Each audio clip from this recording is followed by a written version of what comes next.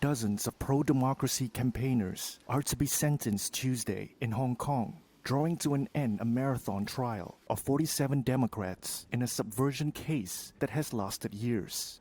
Emilia Wong is the girlfriend of one of the defendants, Ventus Lau. She has made several hundred prison visits since his arrest in 2021. On Friday, she headed to prison again, but this time brought with her a new black coat, new shoes, and a new pair of glasses for Lau to wear for Tuesday's court hearing. Her boyfriend and others expect sentences ranging from several years to life in prison.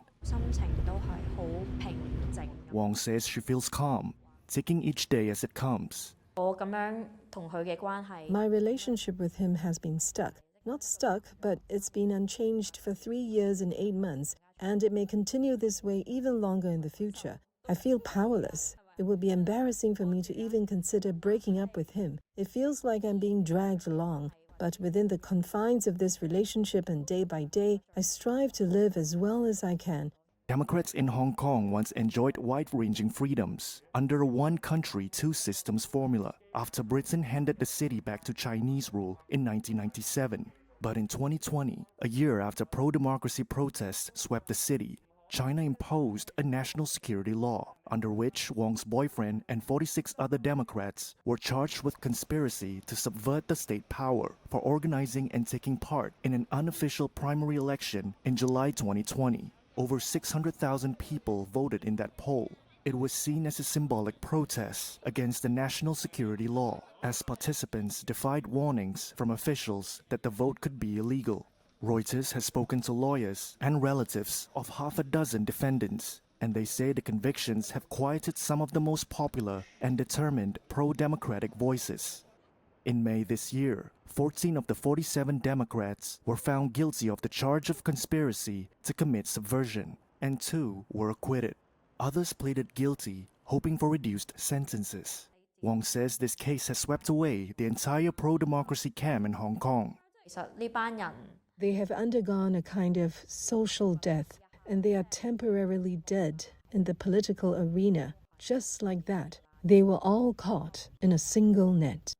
Legal experts say the treatment of the Democrats has been a departure from the city's common law traditions. Most were denied bail, and they were all denied a jury trial. Director of the China Institute at the School of Oriental and African Studies, Steve Sang, says the case of the 47 Democrats shows even moderate opposition against the Hong Kong government could land people in trouble. And the trial of the 47 is clearly intended by the authorities to put a marker down that if you try to do anything like that, then you will face very severe consequences.